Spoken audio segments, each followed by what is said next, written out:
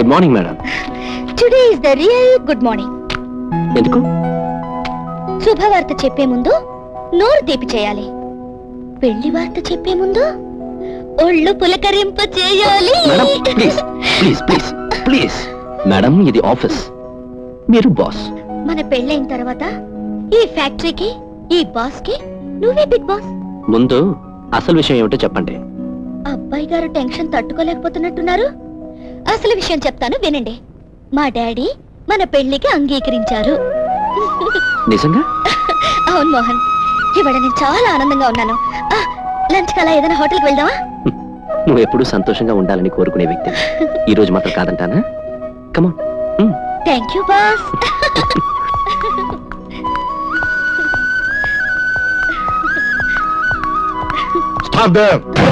అందరూ సరిగ్గా వినండి.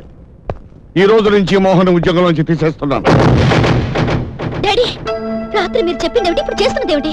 రాత్రి నీతో చెప్పిందే ఇప్పుడు నేను చేస్తున్నాను. నీకు ఇంకా పరిస్థితి పోలేదు, అందుకే నా మాటలోని అర్థాన్ని గ్రహించలేకపోతున్నాను. ఓ తల్లిగా రాత్రి నేను ఓదార్చాను.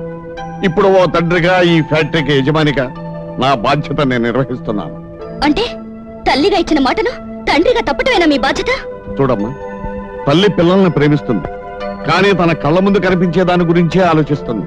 తండ్రి బిడ్డల్ని క్రమశిక్షణలో పెడుతూ తనకు కనిపించని వాళ్ళ భవిష్యత్తును గురించి ఆలోచిస్తూ ఉంటాడు. అందుకేనేమో పిల్లలు తల్లిని ప్రేమించినంత ఇదిగా తండ్రిని అర్థం చేసుకున్నారు. సార్, రోడ్డు మీద తిరిగేవాడిని తీసుకొచ్చి ఈ ఉద్యోగం ఇచ్చారు. దానికి నేను ఎప్పుడు మీకు రుణపడి ఉంటాను. మీ అమ్మాయిని మనస్ఫూర్తిగా ప్రేమించాలని ఒప్పుకుంటాను సార్. కానీ మీ పరువు ప్రతిష్టల్ని పాడు చేయాలని ఆలోచన కానీ, మీ ఆస్తికంతటికి అధికారిని కావాలనే అభిప్రాయం కానీ నాకు లేవు. ఈ విషయాన్ని మీరు నమ్మితే నమ్మకమైన వాడిగా మీ దగ్గర ఉంటాను. నమ్మకపోతే మోసగాడిని అనే మాట నన్ను దుట్టు రాసుకొని బయటకు పోతాను. నాలో తప్పుంటే నన్ను క్షమించండి సార్. ప్రేమించడం నేరం కాదు, మనసులు ముడేసుకోవడం పాపము కాదు. చెయ్యని నేరానికి, పాపానికి ప్రేమంటే అర్థం తెలియని వాళ్ళ ముందు తల వంచుకోవాల్సిన అవసరం లేదు. ఊహా, నా నిజాయితీని రుజువు చేసుకోవాల్సిన బాధ్యత నా మీదుంది. అందుకే ఈయన పాదాల దగ్గర నా శిరస్సు ఉంచుతున్నాను. శీఘ్రమేవ కళ్యాణ ప్రాప్తిరస్తు. చూడమ్మా, నేను కూడా మీ అమ్మను ప్రేమించే పెళ్లి చేసుకున్నాను. నీ మనసు నాకు తెలుసు, మరి అబ్బాయి మనసు కూడా తెలుసుకోవాలి కదా. అందుకే ఈ నాటకం ఆడాను. చూడు బాబు, నిన్ను ఈ ఉద్యోగంలోంచి ఎందుకు తీసేస్తున్నానో తెలుసు. ఈ రోజు నుంచి ఈ ఫ్యాక్టరీకి నేను యజమానిగా చేయాలి. అమ్మా, ఇప్పుడు నీకు తృప్తిగా ఉందా?